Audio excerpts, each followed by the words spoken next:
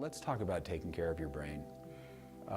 So the reality is that so much of what we engage in our waking state stimulates the brain, stimulates the brain waves into this beta state. And so this is this kind of brain wave that's required whenever we're like in a state of hyperactivity, where we're taking in a lot of information, where we're doing a lot of assimilating, not so much assimilating, but really inputting.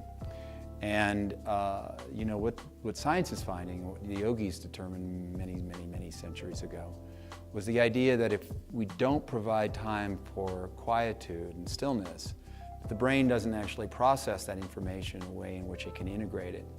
It's like thinking of the difference between information and wisdom. So we gain a lot of information, but how do we use the information? That's really the gift of wisdom. And the fact is that when we're in these high amplitude brain waves, that we are really not accessing the natural wisdom state that's possible in the brain. So the more often we can move into a delta state, the quieter the brain wave, the kind of brain wave that we get in the deepest state of sleep and in meditation and in yoga nidra.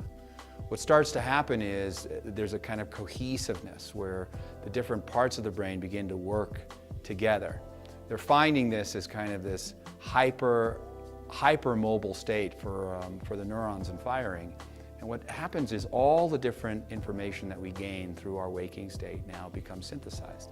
And this gives rise to feelings like scientists are saying this is the spiritual awakening or spiritual experience. The bottom line is life is busy. Life is super stimulating. Social media and news and everything keeps coming at us. But we don't access our own innate ability to process it and learn how to move through it effectively and gracefully and with love and with wisdom. And the key to doing so is not necessarily shutting out all the information, but rather ensuring that you have time to cultivate that part of yourself, and most specifically your physiology, your brain physiology, that allows you then to process it, to assimilate it, and to learn to actually teach yourself how you'll use that information to your own benefit and to access health and happiness and success. So use your brain wisely, meditate and relax.